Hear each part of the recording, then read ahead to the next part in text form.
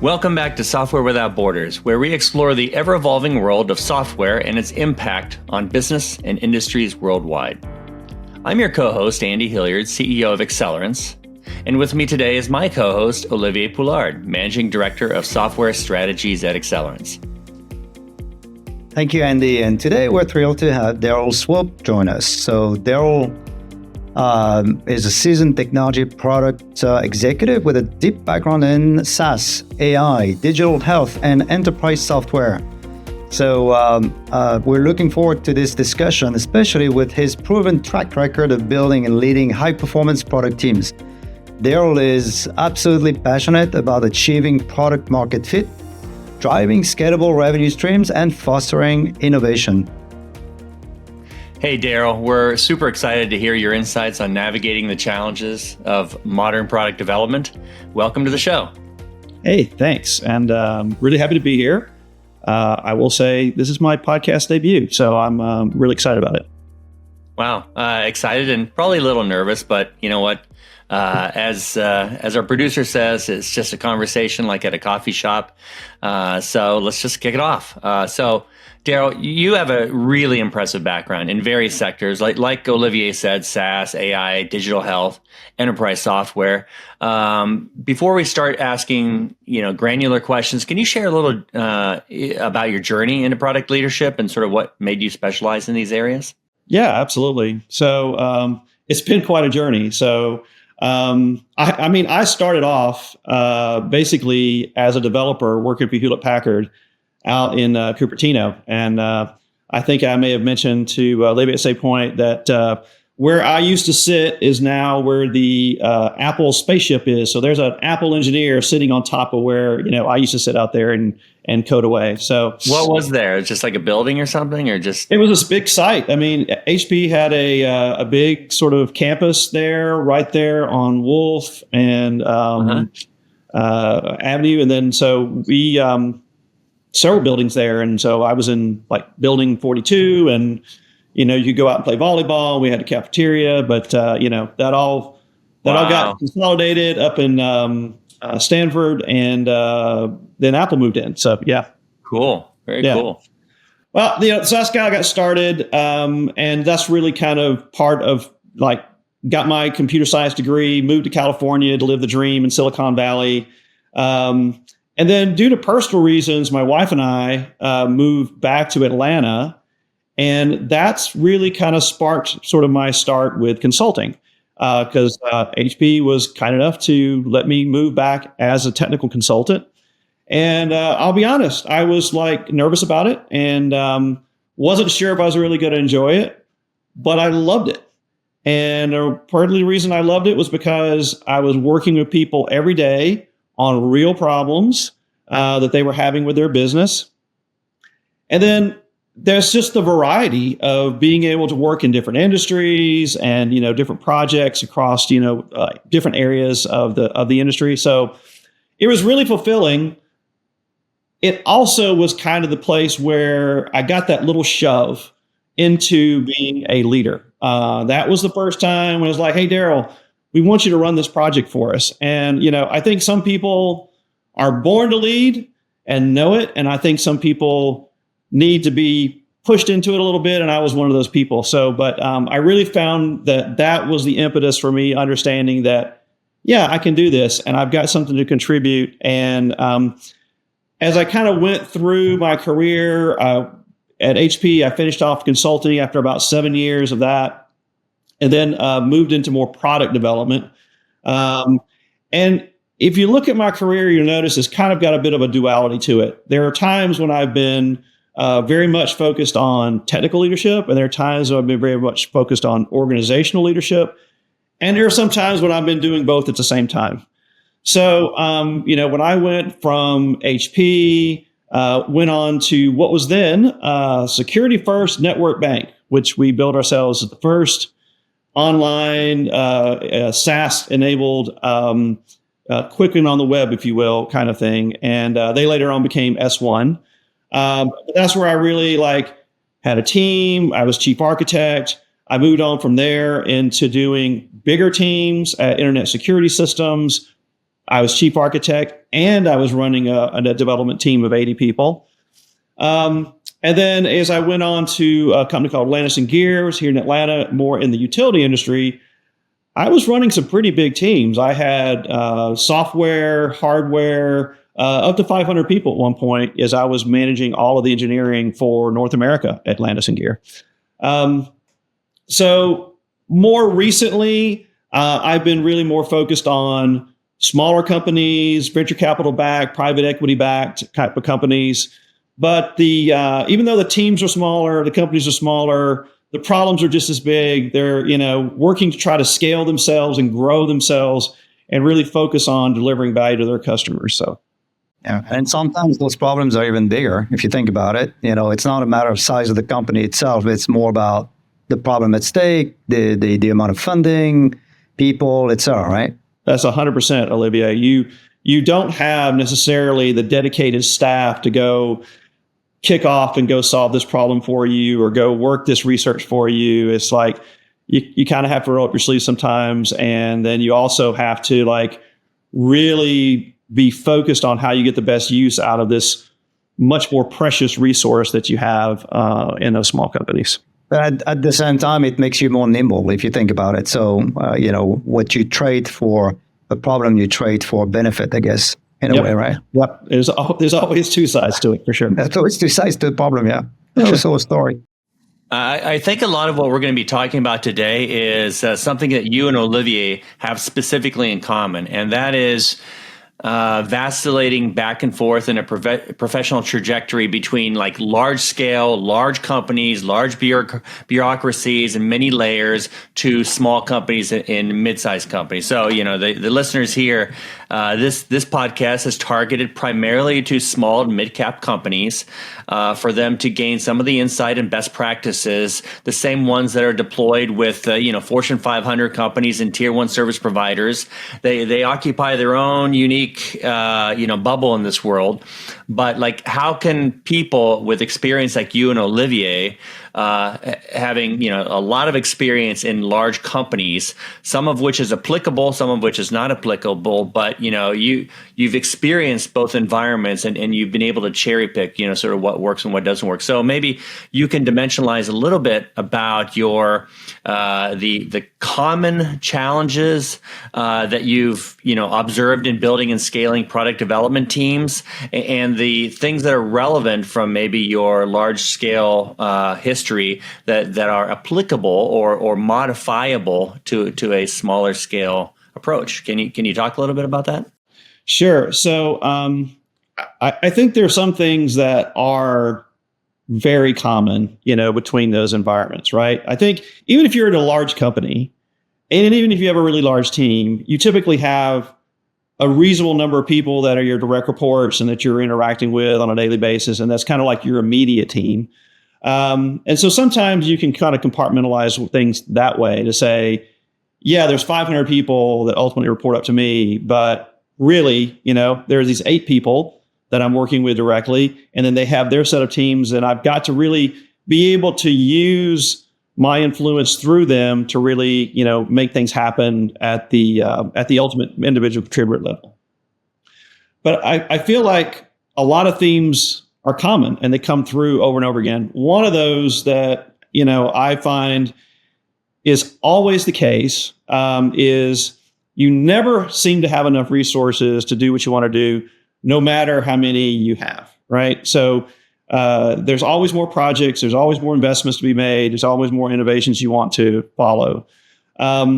So one of the things that's always been kind of a important focus that I would promote is it's so important to have that plan, that roadmap that really lays out how are you going to use the resources that you have, and you want it to be as visible and published as possible so that everybody understands which way we're all pulling, right? So even if you have a big organization and you're trying to make sure that the cats aren't, all over the hallways, or a small organization, you want to make sure everybody understands what the plan is. This is what we're doing. And it's really important for many reasons, but I'll highlight two. One is everybody should understand this is the plan, but it's going to change. It's going to change. And that's okay. But having the plan means we know how we will adapt to that. It means we know what we'll do when that happens. We'll make trade-offs, that they're all laid out for us to understand what our options are, right? And then I think, second of all, it gives everyone the sort of global view of what is it that we're working toward, and sort of like, what's my part in it, right? So everybody wants to be able to sort of look at the product roadmap, look at the plan, and go, well, this is my part, and this is how it relates to this other part. So then they kind of understand holistically, what is it we're doing here? How important? What are the things that are most important, and how do I fit into all that? So I don't know if you've ever heard the story about the guy who's building a brick wall, and somebody asked him, "What are you doing?" He's like, "Well, I'm laying these bricks, and I need to make sure they're straight." They asked the guy next to him, "What are you doing?" He goes, "Well, I'm building part of this cathedral, and my wall is going to support, this part over here." That person is what you're really striving for, is to understand what are we all pulling toward, not necessarily just in the microcosm of your, little world, sub-optimizing that versus what we're all trying to accomplish as a team and an organization.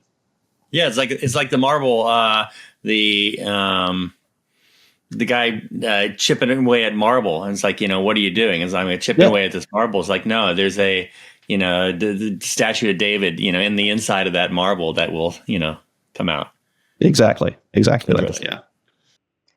Yeah. So that alignment, I think, is important. What's also important is to keep, the team lean in a way that you reduce waste in terms of interfaces, in terms of the amount of stuff to be done, etc., or what to be done, in fact, because a lot of time, especially with big companies, I see those two extremes. Big companies where, the organization is complex, there are a lot of layers, and therefore a lot of things are lost in translation.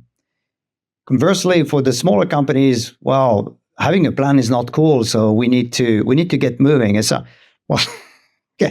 you need a good middle ground between too much control and not enough of it. So that being said, I think that's a good segue for to discuss Agile in general. And I know you have, we've discussed about this. You have a very strong understanding of the Agile frameworks, and you have actually successfully built Agile product development teams, obviously. So how do you see the role of Agile methodologies in general in driving success in today's dynamic business environment? Well, I've been working with Agile since the 1990s. You may remember extreme programming, right? So that's kind of where I started. And I still remember sort of some of the epiphanies that I had when we were kind of moving from more of a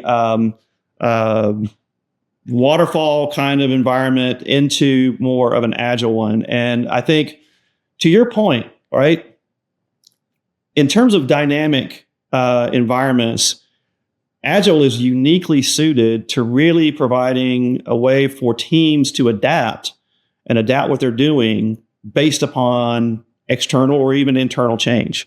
Because you've taken the steps to be able to segment the problem up into pieces that you're delivering vertically over time, but delivering some working software every 2 weeks or whatever the segment is, really allows you to change direction if you need to. We just recently, when I was working with Lattice Solutions, had a business initiative that the executive team recognized as an opportunity. And we were in a executive leadership team meeting, and it was like, we need to get on this immediately. And I was like, well, you know what?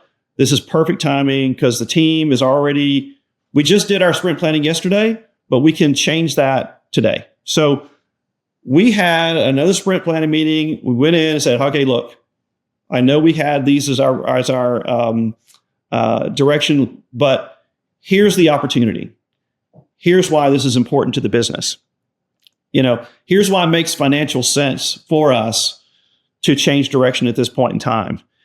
And not only were we able to just sort of adjust the plan, bring in a different set of stories than what we had in the sprint before. But it was really great just in terms of getting the team to own it, right? The team was part of the process of planning this. When they understood the context of what was going on, they didn't feel like they were locked into, 3 or 4 months of something that was going to be disruptive. It was like, no, we can change based upon, what we're hearing is a really important thing for the business. So, adaptability to change, agility in general, I think it's really important from that perspective. Yeah, but I will tell you something. You said a very important word here. Why? As far as I'm concerned, and I've been through this before, you can have the best methodology in the world. You can call it whatever you want. If you do not explain why, the reason for the change, or the impact, the value of it, then people are not going to feel that they own something, right? So they're going to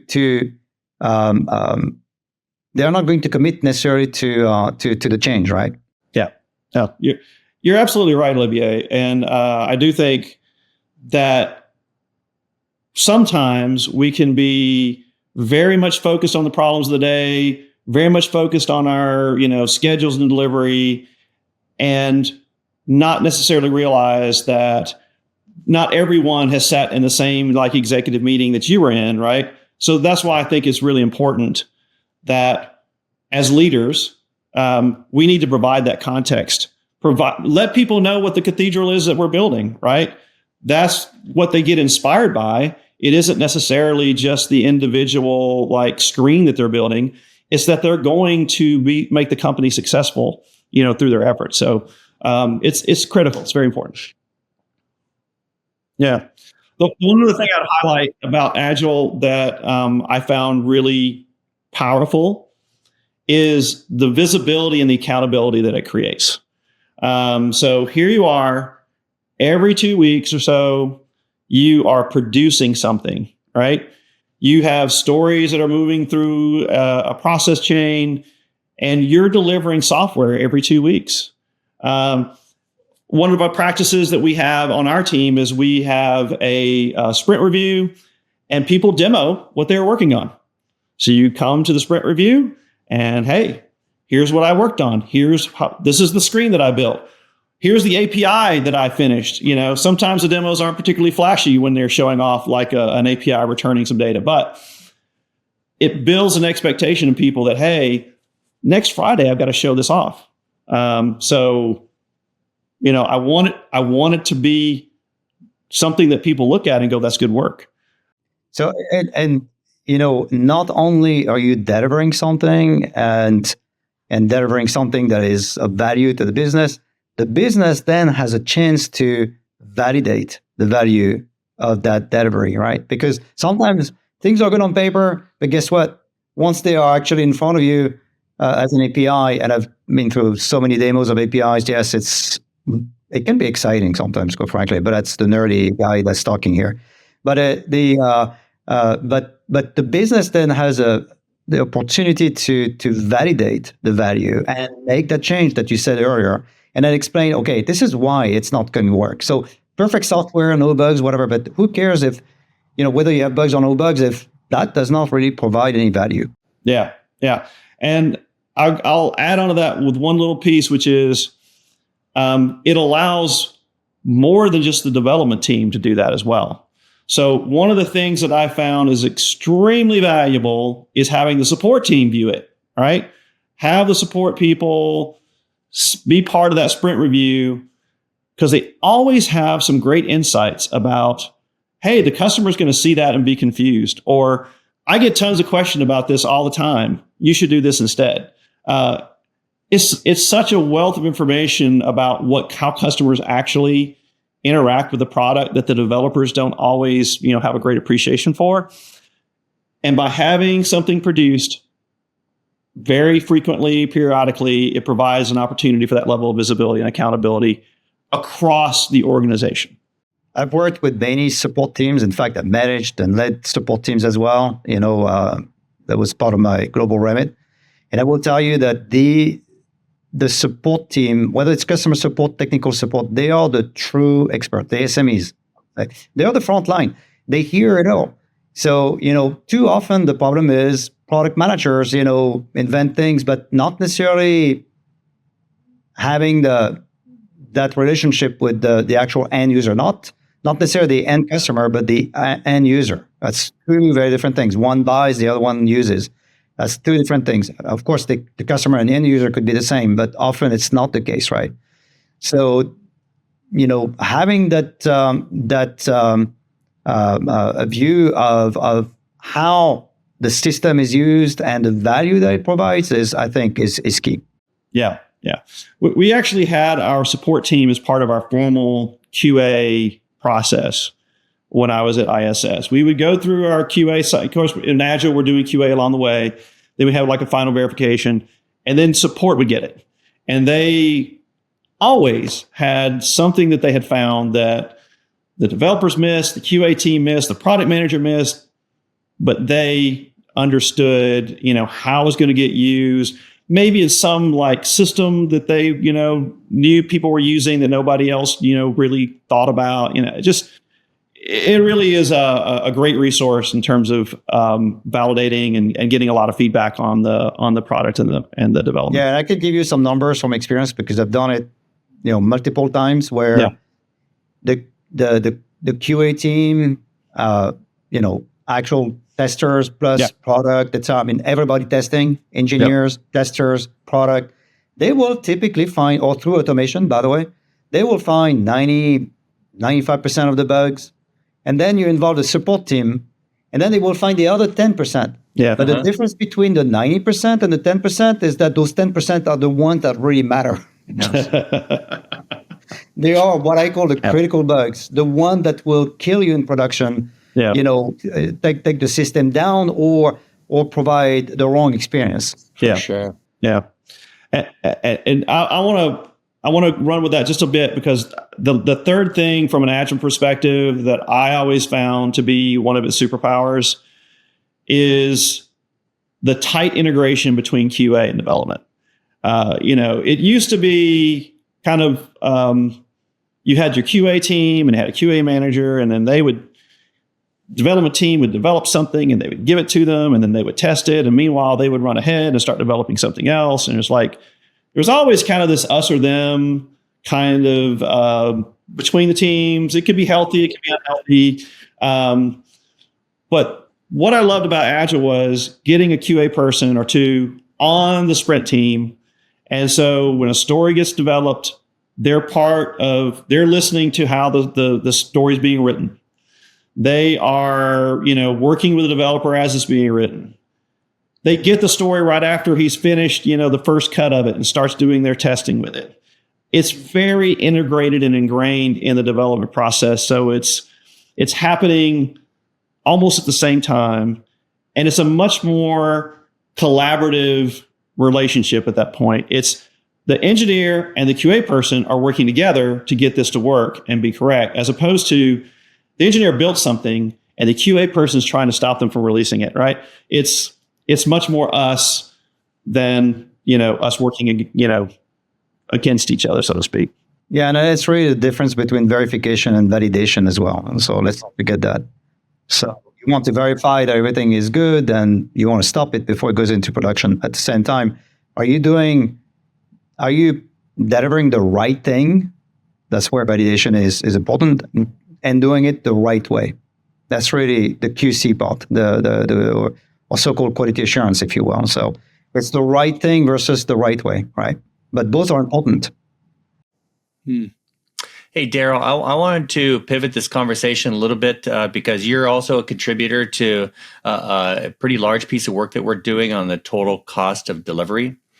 And, a lot of companies, they tend to focus most of their energy on the documented skill sets that someone has that they need, the interview process, and maybe a rate card that comes with that.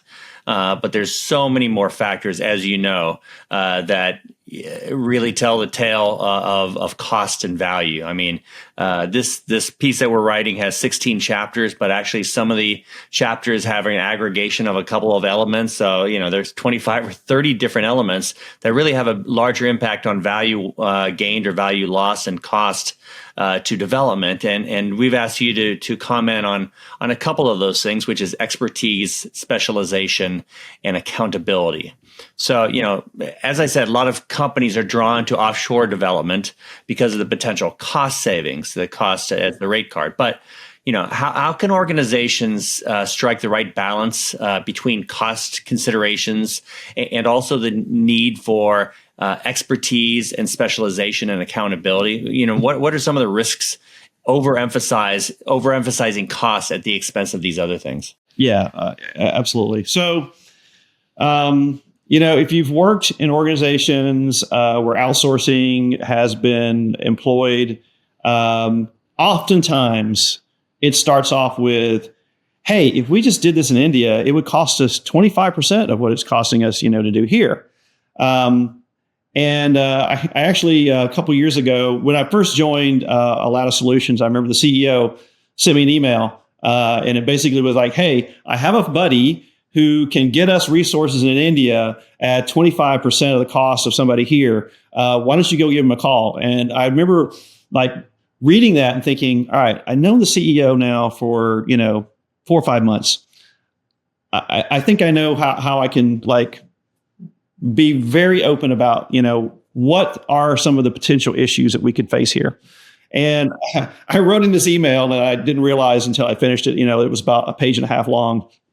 But when you talk about expertise and specialization, I think a lot of times what we do when we're looking at offshore resources is kind of like you said, how inexpensive can it be? Ultimately, though, that's not really how we would treat it, with a domestic team. I think that we realize that for any team to be truly successful in a long-term perspective, they need to come to the table with the requisite skills, right? So absolutely, you're going to find that you're looking at offshore resources with a very keen eye to what's their level of seniority, what specific technologies do they employ, what's the ratio of those things, how many people can you find that are covering maybe more than one base, people that are full stack that can, do both front end and kind of back end work. Those I think are very important considerations when you're choosing the people that are going to comprise that team. What about domain expertise too, and vertical expertise? I'm going to get to that. I'm saving that one, but it's also very important, and I think it's probably more challenging, actually. I think in some cases to really find someone that can match up with your domain expertise sometimes. But here's the thing that I think is really important. The two things are really important about domain expertise. Number one, yes, you're going to find technical people who understand the technical environment and what are some of the common solutions that would be employed in this industry, right? There's a shorthand to some of these sort of broader architectures, that you might find in a hospital or in a utility, something like that, right? People kind of understand the different kind of systems that are there, what their role is, how they connect to each other. If you're in the industry, you have that body of knowledge. So you can kind of come into it with an understanding of kind of where whatever you're working on fits, what type of solutions have already been developed for it that you can utilize. And there's a bit of a shorthand to it, right? The other thing that I think people don't think about enough is that people who have domain experience also know what the problems are that customers are really trying to solve. And what are some of the dynamics of the environment that impact what it is that you're going to be delivering to them. So if you're delivering in a healthcare environment, right, you should have an appreciation that doctors and nurses are not software engineers. They're not technologists, right? If you're delivering in that kind of environment, you should have a keen understanding that healthcare information is special. It needs special protections. It's not just product information that's on a catalog someplace. It's this kind of I understand some of the problems that customers in this space have that also provides, I think, a tremendous amount of depth and capability to someone in that area that somebody else just wouldn't bring to that environment. And it compiles over time because that person is constantly, interacting with the team and the development over long periods of time. And if there's less friction and more knowledge and more sort of intuitive understanding and smoothness or whatever you want to call it, continuity in regards to knowledge. I mean, we work with companies that have a very focused set of domain expertise as centers of excellence around specific industries, because they tend to attract people that have that same domain, and that those people can then immediately and shorten the time of onboarding and understanding, and then the compilation of that knowledge and understanding just makes especially when you're communicating across borders and cultures and time zones and languages and all that sort of thing. Having a domain expertise is just one less thing is having to carry that burden from every single day, right? Yeah. I know that when I was working at Landis & Gear, we pretty painstakingly built an offshore team. And basically gave them through, multiple projects and training that domain expertise for, let's say, utilities industry. And then whenever we would engage with someone else that didn't have that depth, right, it's like you could really see, the effort that it took for us to build that in our own offshore organization really paid off because, like I said, they understood the solution space. They understood the problem space. Communication, as you just pointed out, was much easier and more fluid. When you brought somebody else in, you had to start from scratch on all of those things. And it was, it was a very significant impact, negative impact to their productivity. It took longer for them to become productive. What they produced in that period of time was typically of lower quality, right? And you would just find that they would make mistakes that people who really understood had made those mistakes in the past, learn from them, and it's just sort of part of the value that they bring above and beyond just can they code in Python, right? Or Java.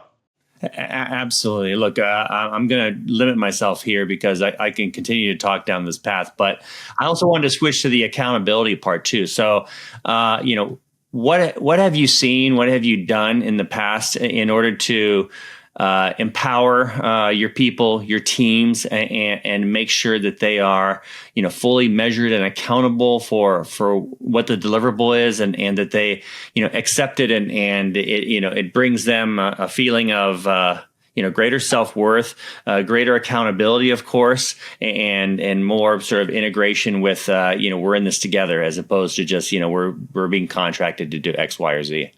Yeah. So specifically, are you talking about the offshore component or just teams in general? You know what? I think it applies to both. I do too. Or you tell me how it differs. I do too. I'll be honest. I think that really there's I hope there's nothing. I'm trying to think. There's really nothing that you would do with an offshore team in terms of driving visibility and accountability that you wouldn't want to do with your domestic teams. Mm-hmm. In fact, I mean, in general, you want those teams using the same process so that they have the same nomenclature. They understand, what done means. They understand what QA tested means. They have a vernacular that they share, and it makes communication that much easier, right? So, I mean, in general, I would say for, product development teams, there's a few things. One is, I mentioned earlier with Agile development, creating the opportunity for visibility. You have to create visibility in the organization.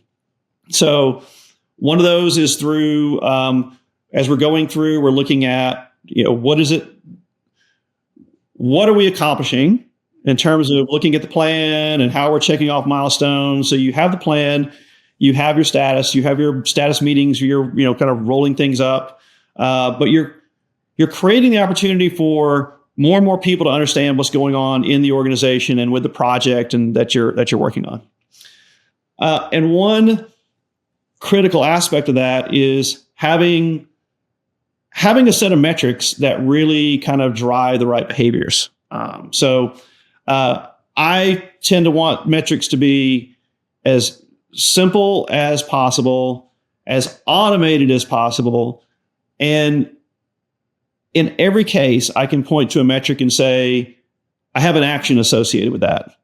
If this metric is too high, I have an action to take. If this metric's too low, I have an action to take. So there are some things that are fun and interesting, and maybe you collect them because they're free, but I just like, those are not fundamental to success as, some of the others are. Some very key metrics that I've always focused on with the Agile process, understanding what your team's velocity, what its capacity is fundamental to being able to put together a plan, be able to track the plan, be able to understand where you are from a risk basis. Your ability to understand what stories you're producing, sort of like, I like to look at what I call sort of spillover. So how successful are we at delivering what we committed to in the sprint? How much of that is spilling over to the next sprint? And if it is, then why is it? Right? Let's have a conversation about every single one of those and understand where we missed the mark on delivering, that particular story. And then I think another one that's really important, at least in the context of the development team, is understanding quality. And I like to look at defect escapes. So which defects did we not find that made it all the way out into a production environment for a customer to find? Because that shows that we, multiple stages that we have in our process, these are the ones that made it all the way through. It's really good to know, hey, we found, 22 defects during QA testing. That may be good, that may be bad. But ultimately, you're really trying to understand what's the impact of quality on the customer. And so that's one that I really like to focus on. And I can just assume that because of that, as I did in the past, you probably have put together an improvement plan, continuous improvement plan, I guess, in your process. So, but at the same time, how do you balance the need for improvement, right, and efficiency, obviously, with the importance of fostering creativity and innovation? Sometimes, especially with product teams, sometimes those two, you focus on one, but you cannot do the other. So process improvement, efficiency, all this good stuff, that's fine. But then creativity, innovation, product value to the customer, how do you balance those two? That's a really good question, Olivier. I'll just say this. It's a continuous process. I will say, though, I think innovation takes many forms, and the team can be innovative about being efficient and about, being, how well they deliver, right? So the good old tried and true retrospective is actually, I think, one of the healthier kind of practices where you designate a time for us to sit around and consciously try to innovate about how we can do better, right? So I feel like that's one practice that I would, make sure people, appreciate. Sometimes it's easy to skip, right? You get done with a sprint, you delivered something, we're on to the next sprint, right? But number one, I would say your answer to your question is you have to create, as part of your process, as part of your culture, the opportunity to stop and focus on what can we be doing better. And when it comes to product innovation, I'll just say this. I think you have to recognize that innovation comes from everywhere. It's a 360-degree input to the team, right? So yes, you have a product manager who's hopefully talking to customers, looking at competitors, sort of an external view of the world, and is bringing that feedback to the team, right? So that is definitely an important single channel. We just talked about another one though, right? I have a support team that's talking to customers every single day. I want that channel to be also come into the team and being considered in terms of part of the innovation that we're doing to address that constituency, right? I think obviously sales and marketing always have an opinion about what the product should do and what they're hearing from customers. Again, another direction where input comes in and it's an opportunity for innovation. The last one I'm just going to say is when I was working at Internet Security Systems, we had a process we call contextual design. And what we did was we would actually go visit customers, but we didn't go to customers and say, hey, what do you want from the product or anything like that. We just sat where they worked and we watched them work with our product. And we might ask questions about, hey, why did you do that? Or what's this piece of paper stuck to your wall here? Why do you have that, right? You're just trying to understand contextually what is they're doing. And we bring all that back together and then we would analyze it and say, hey, I noticed that they were always doing this.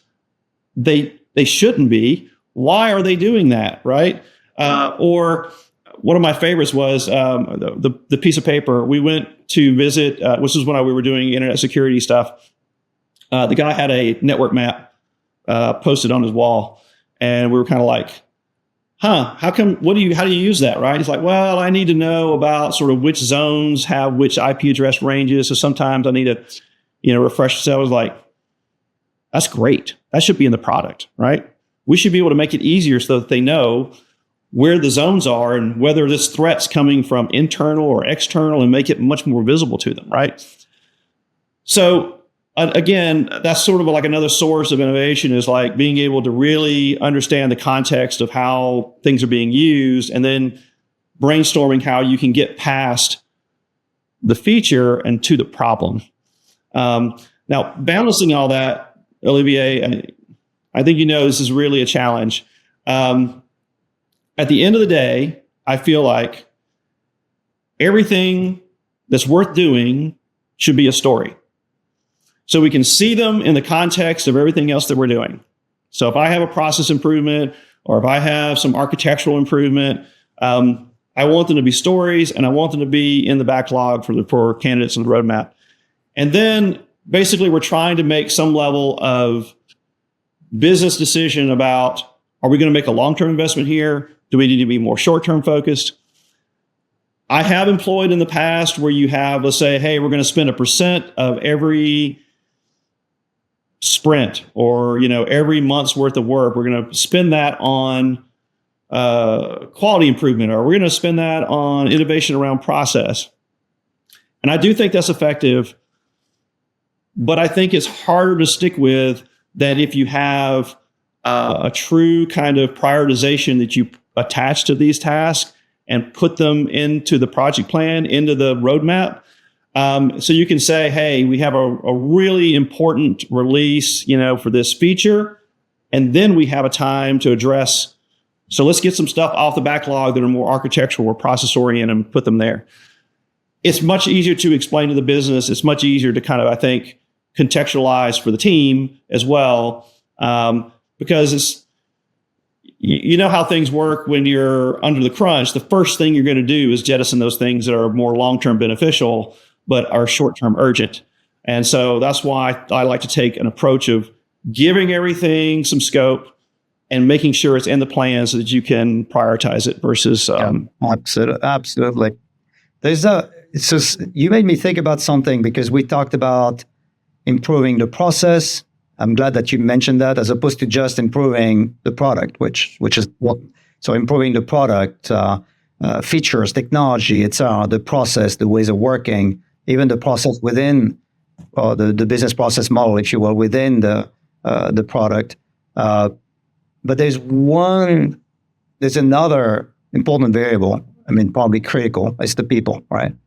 So, and then it makes me think about, okay, what do you do to coach and mentor people in general to enhance their skills, but also foster a collaborative culture? Because without collaboration, quite frankly, all this innovation, continuous improvement, that's that's impossible, right? You can have the best process, best product, best tools, best anything.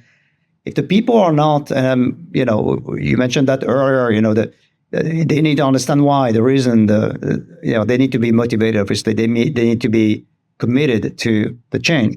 But how do you coach and mentor your people? Well, I'll say a few things. One is, you mentioned collaboration.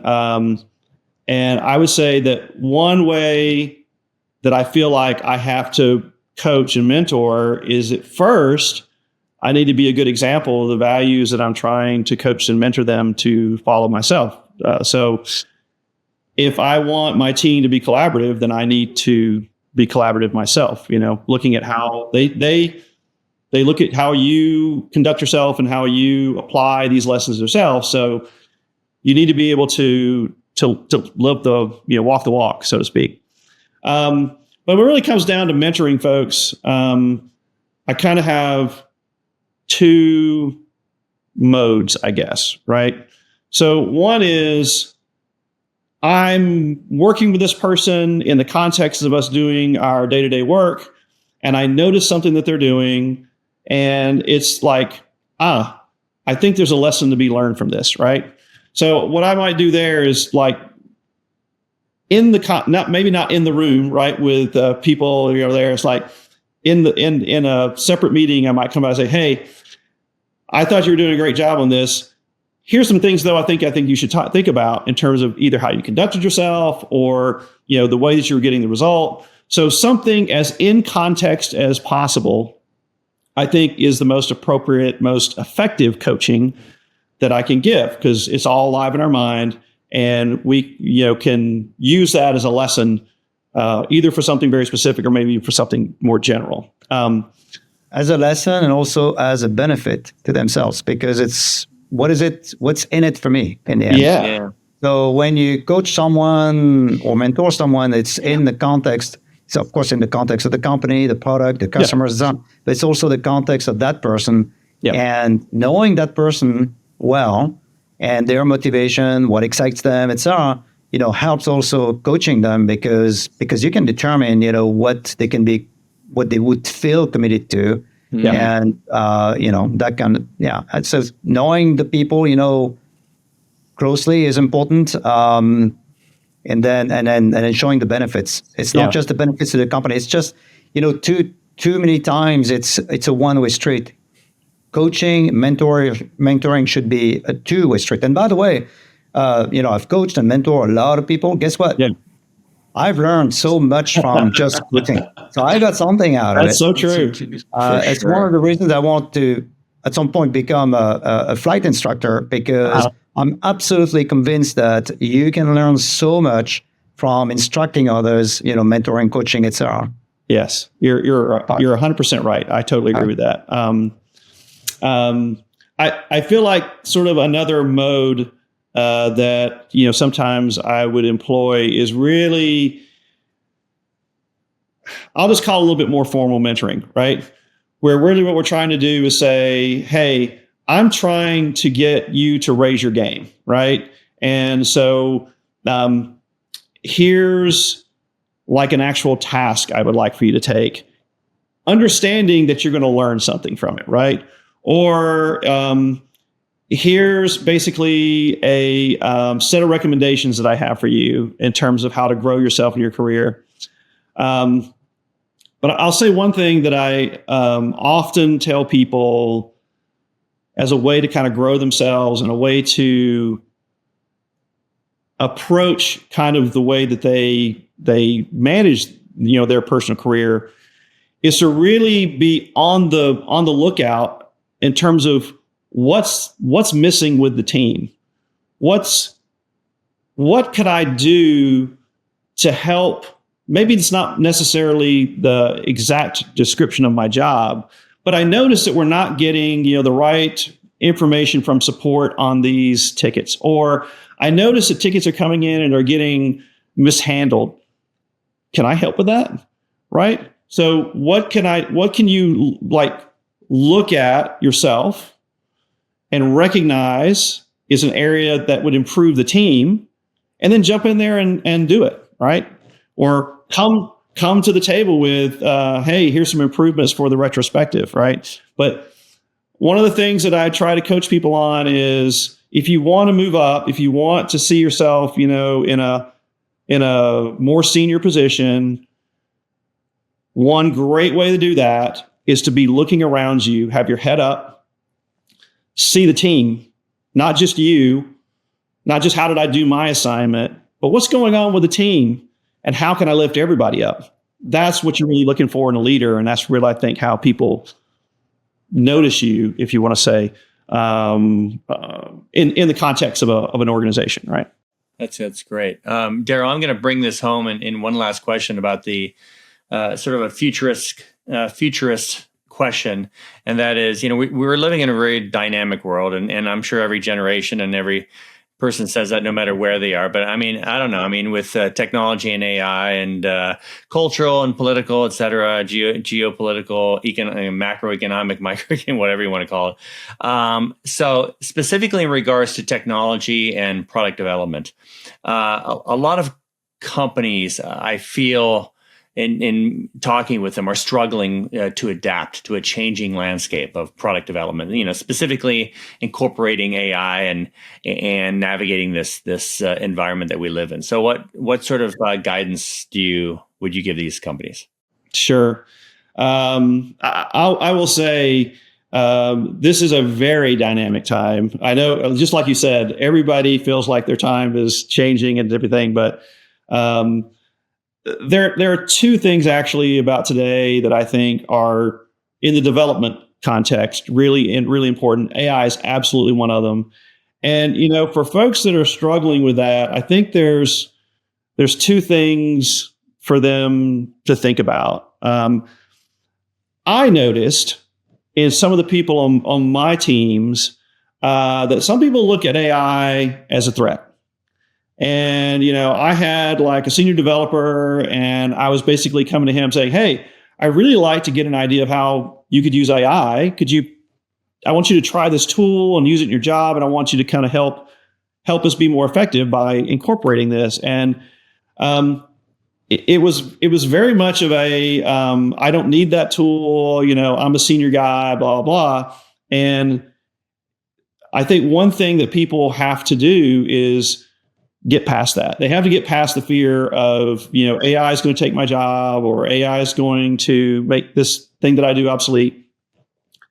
AI is not going away. Get in there and start using it and understand how it can help raise your game, right? So that's kind of like, whether it's a person, whether it's a team, or whether it's a company. I mean, I think that's number one. I'll say number two, and I think it's specifically maybe for companies or teams that are really looking to go kind of next level, put AI in their product or build, some sort of more sophisticated AI product. Get an expert. Get somebody in that can shorten your learning curve on this, right? Some of the pool, the AI pool, is fairly deep, right? And you can splash around for a long time.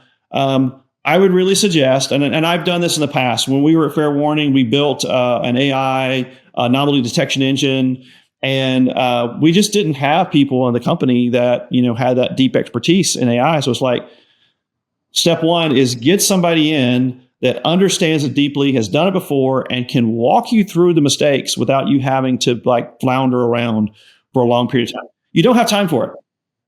Time is more important than the money.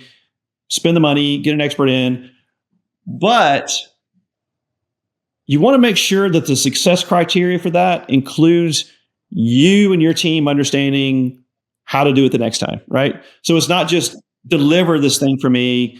It's you have to deliver it, and my team has to know how to do it the next time. That's part of the delivery, success of the delivery. So there are other things we could talk about, but I mean, I think those are really fundamental to just kind of getting going. I'll say the last one would be build something, start small, build something. And like, you're not necessarily building the whole product. You're not necessarily building a complete capability, but, take that first baby step and start to move along, hands on. So that's my other advice.